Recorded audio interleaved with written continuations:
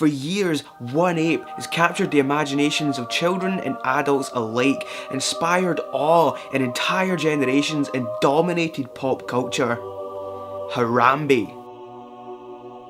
But since how he's dead now, we're going to have to settle for the next best thing. King Kong.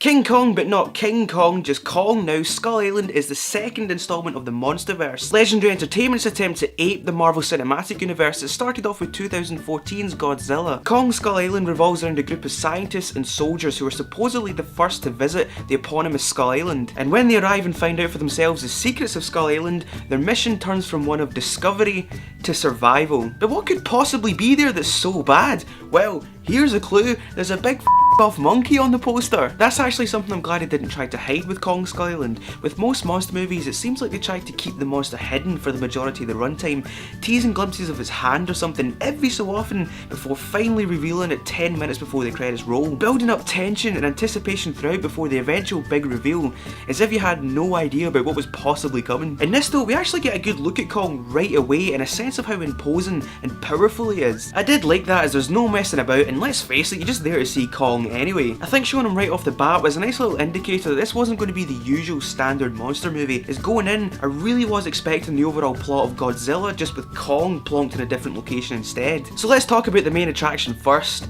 Kong. ILM are the guys behind the visual effects of Kong, so you know it really is as good as it can possibly be. The eyes, the hair, the movement, everything about this fully CG character is stunningly realistic, but more importantly, King Kong is absolutely massive in this. I'm not sure the exact height, but he's clearly been eating a lot of bananas. It's also surprisingly violent. I mean, obviously none of it's real, so maybe that goes a long way to softening its impact, but when Kong fights humans and other monsters, he properly rips them apart. It's a 12A here in the UK, but I wouldn't be surprised if it was a borderline 15, let's put it that way. Often with big visual effects like the ones inevitable in this, it seems a bit flat and you can kind of tell the actor's really just interacting with a tennis ball and a stick. But in Skull Island, they seem to have pulled it off, and at no point did I ever think it was blindingly obvious that none of this was really happening. All the Kong related visuals are fantastic, and the simulated camera work is adept at showing the power of Kong. Weirdly though, there are some simple scenes that are clearly shot against the green screen. I mean, we're talking like 10 years ago level of green screen, which just seems a bit weird. Like, you can convincingly make a 200-foot gorilla spear a helicopter with a tree, but you can't make this dude stand against a door?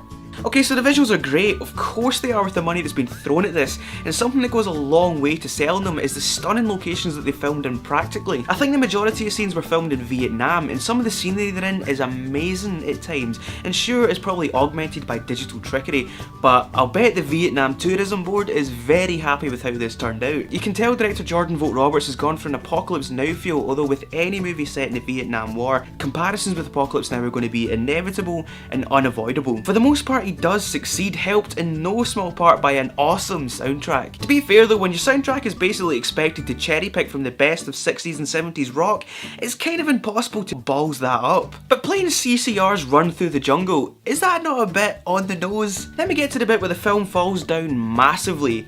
The humans, and sure, most of them are only there so that Kong can kill them in the first 15 minutes, but Tom Hiddleston, Brie Larson, John C. Reilly, Thomas Mann, Samuel L. Jackson, that's an amazing cast that any film would be lucky to have, and every single one of them are saddled with completely hollow 2D characters with zero development and at the most 1 or 2 lines of backstory if they're played by one of the really famous ones. Brie Larson is without a doubt one of the finest actresses working today, and her entire character is summed up by Samuel L. Jackson going, "Damn, you some hot shit!" Thomas Mann, he was the star of one of my favourite films of the last few years, Main Arrow and the Dying Girl, even if that is impossible to say in a Glasgow accent. But again, he's reduced to a nothing soldier character, utterly devoid of personality. The only 2 characters that get any kind of potential to be interesting are Samuel L. Jackson's Lieutenant Packard and John C. Reilly's Marlowe, who's actually been stranded on the island since the Second World War. There's a nice scene of him being caught up in the things that have happened since he went missing, like a man landing on the moon and him asking, "Did we win the war?" To which people respond, "Which one?" I wish that scene had been extended, as that had the potential to be a really funny scene, and it's one of the few points where we actually see a bit of personality to these guys. In the end, Kong Skull Island is enjoyable but a bit of a jumbled mess. The characters leave a lot to be desired, 90% of the humour doesn't land, and the actors are given really clunky lines to get through. But the visuals and the scenes with King Kong going literally apeshit are unreal. And let's face face it, that's what you're there for anyway. It is good fun, and even with its obvious flaws, I wasn't bored. Yes, it is quite a shallow film,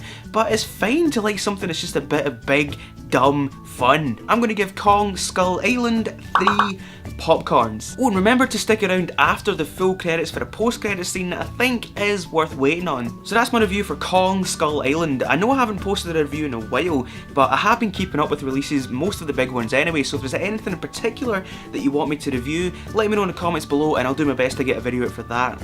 So thanks very much for watching my review of Kong Skull Island. If you liked it, don't forget to hit that thumbs up button, and if you're new here, please consider subscribing. You can click the 2 boxes below to see some of my latest videos, and if you could do me a massive favour and share this with a friend, that would be amazing. So again, thanks for watching, and I'll see you next time.